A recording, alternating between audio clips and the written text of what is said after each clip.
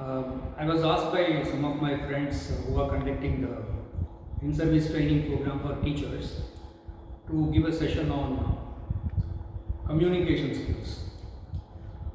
Actually, in any training program, there are certain top topics that have to be covered, like leadership, time management, communication skills, etc. In my experience, I have found that whenever this topic on communication skills has been taken, people go more theoretical in that. They will talk about types of communication, what is formal communication, what is informal communication, coder, decoder, encoder, listening, barriers of listening, types of listening, all kinds of things. I don't want to go into theories. I want to give certain practical inputs to my teachers so that they can work on these techniques and observe themselves to improve. Because I always believe in self-improvement rather than pumping in the theories. To be humorously put it, a child psychologist once said, before my marriage, I knew 6 theories of rearing up children. Now I have 6 children and no theories.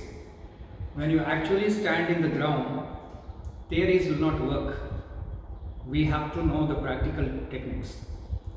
If you are in a swimming pool, theories will not work. If you are riding a bicycle, the law of motion or whatever it is, it will not be helping you because we don't want it to ride a bicycle. That is the job of a scientist.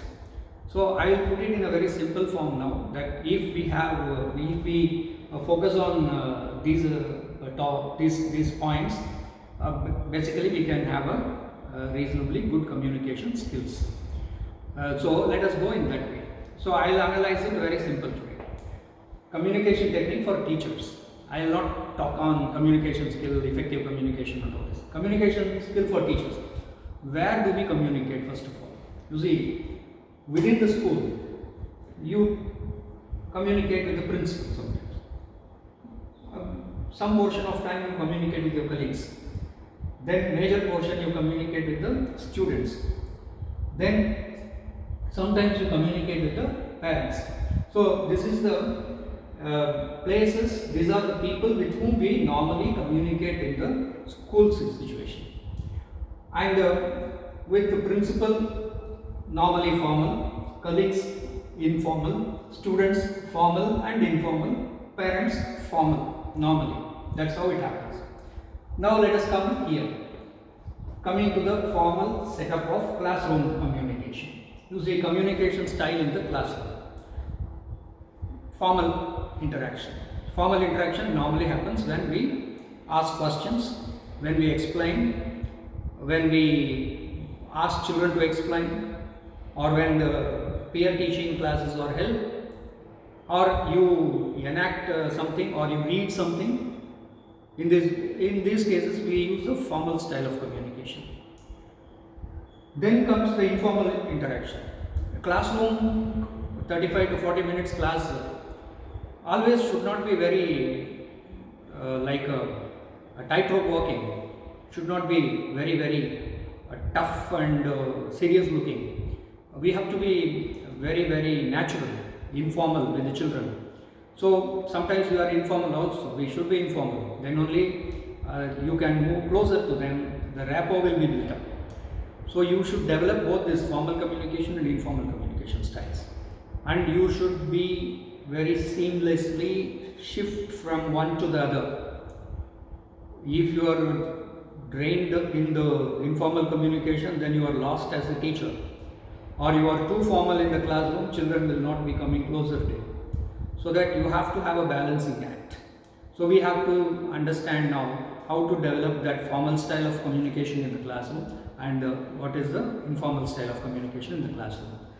Then most of the time we explain, we read, we explain, describe things, or connect something from outside, correlate something from outside. So that is a formal way of doing it. So you have to develop the style of explanation. Style of explanation should not be very long. Sentences should be very short. Vocabulary should be to the level of the children. All these things we have to take care. Let us see that in the next part. Then demonstration. So in classroom, explanation takes place about the topic, about the concept, about the event, and sometimes we demonstrate in the labs. So for all these things we have registers. That means particular words, particular stock of vocabulary we use in labs. A particular list of words we use in the classroom. So if we are mastering these registers which are useful to the classroom interaction, then we will not be finding short of words. Then demonstration, then come questioning technique. Maximum time we question. So questioning should be properly structured. There are very many types of questioning techniques. So if you master the questioning techniques, then your classroom will be very interactive, and it will be participatory in nature, where children also will talk more. That means we call it as one-third philosophy. That means one-third of the time only the teacher should talk in the classroom, and the two-third children should get into interaction. There is a shloka in Mahabharata that says that Acharya Padamadhate Sapadam Sishya Sumedaya Padam Brahmacharyasya Padam Kalakramena, meaning 1/4 of learning is accrued by teaching, and 1/4 by self-learning, 1/4 by peer learning, and 1/4 by experiential learning. So that even what I said now, what is said in Mahabharata, also proves that 75% of the time we should give for the children. Then their normally interaction will be very fruitful and lively in the classroom. So we have to develop these techniques of questioning, very proper type of questioning. So we should know that what type of questions we ask. You should have the linkage properly. That means you should know the WH type questions. Where did you go? What did you see? How did you look at it? What is your opinion about it? And how can you say like this? And when did you see that? And where did you find this book?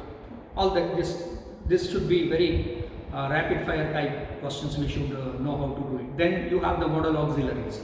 That is, can you explain it? Will you come to the blackboard and write it? And may I ask you one more question? This type of things. So that our questioning technique should be very effective, because in classrooms, in my opinion, 75% of the time we should devote for questioning. Questions from the children, questions from you. So that is how the classroom should be drawn rather. See, your class, when you are taking a 35-40 minutes class, don't think that you are delivering a lecture. You are painting a picture. That is what my opinion is. That is, you start painting of a picture, and finally when the class ends, a beautiful piece of art comes out. So that should be the attitude of you when you are inside the classroom. Let us now see what do we need to improve for improving this classroom communication as well as communication in the campus. So one is the basic structures. Once we should be thorough with the basic structure of the language. The grammatical accuracy and correctness should be always there. And when we are using the sentences inside the classroom, it's not like a speech that you are giving in the assembly or in some packed hall. Our classroom interaction is a broken piece type of thing. That means you put a short sentences, crisp sentences, clear sentences, unambiguous sentences. See, I said so many things now. It should be clear, it should be unambiguous, it should be short, should be brief, and it should be to the span of recognition of the children. When you say, children should be able to catch it. So that type of structures we should do. We should not use very complex sentences where we are also lost and children are also lost. That is why very communication should be always simple actually. See, you need not prove who you are. You may have a doctorate in any subject, or you may have multiple postgraduate degrees, or your credentials and your achievement in the field of education may be Himalaya, but the children who are sitting in front of you do not require all these things. They require a teacher whom they understand, who understands them. That is why we always say you should put yourself into the shoes of the children. What Swami Vivekananda says in one place, a good teacher is one who comes down to the level of the children and lifts them, pushes them up, gives them support. So that should be that. That is why basic structures, simple structures. Stock of vocabulary. You should not run short of vocabulary, because if our level of vocabulary or our active vocabulary, we call it as active and passive vocabulary. If our active vocabulary is very less, we will not be able to communicate effectively. So then comes, what is the passive vocabulary? Passive vocabulary is words for which you know the meaning, but you don't use it. It is there inside. That's all. It's like a kind of dormant volcano. You have active volcano and a dormant volcano. Dormant volcano that doesn't come out. When you read something, you understand it because you know the meaning of that word, but you do not use that word. So for effective communication style, your active vocabulary should be more. It should improve. Passive vocabulary should be converted into active vocabulary, so that your active vocabulary, stock of active vocabulary becomes more. So that for that you have to try. So you can see a video in my YouTube channel in which I was talking about enriching vocabulary, and some more videos will be coming in that sequence. And in that, one style of improving vocabulary has been given. So let us see that how many more we can do it, and I will support your improving of vocabulary also.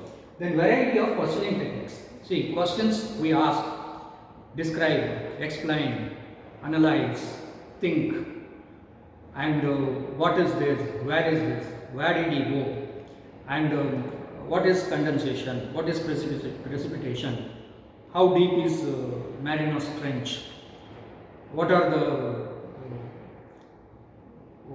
Himalayas, the fold mountains, what are fold mountains, for example, like this.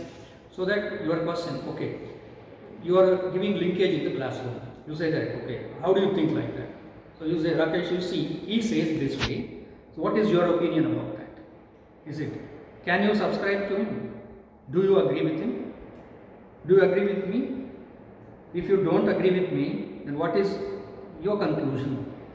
Like this, we have to develop the questioning techniques. So now I have got a spark. I will have a video on questioning technique itself, so that both of them will be merged. It will become more useful to you. Then natural style. See, my prescription for you is your communication, your demeanor, the way you behave in the classroom should be natural. You should not think that you are an embodiment of all knowledge and scholarship and you have come to reform the world. You have not come to reform the world. You have come to transform the lives of the children.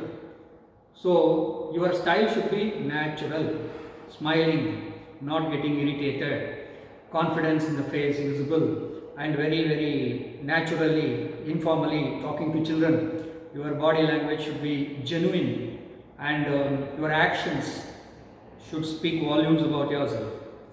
So this natural style of communication is always good, and people like it only, instead of going for very verbose and pedantic style of communication. Articulation, volume. This is my experience as an administrator. When we go for inspections, newly joined teachers, some teachers get very nervous sometimes. Then what happens? The volume of the speech, the sound that they use becomes more than required in the classroom. So you should master what should be the volume of my speech, how much loudly I have to speak, so that even the child in the last bench listens to me. Should not be very much slow, should not be very fast, should be very, very loud, nor it should be very low in volume. So this is very important because your beauty of communication, your content, your knowledge, your explanation will be lost if you are not using required amount of volume in your communication. Then clarity of instruction. See, many times we experience you tell somebody to do something and they do something else and then you blame them. Reason is you never analyze that whether your instructions are clear or your instructions were clear but that fellow couldn't understand it. Then you have to improve him. Instead of that, we don't understand that our instructions were not clear, but we try to put the blame on the other person. A teacher should never behave like this. A teacher should always be a learner. You have to self-analyze yourself so that improve the clarity of your instructions. Because in classroom, your time, 75% of time if you are spending on questioning, majority of the time, remaining time you spend on instructions only. Don't do this, do the homework, draw a line, don't fold this one, that one, come inside, time, punctual, don't talk, all kinds of instructions we keep giving. So that you have to improve that.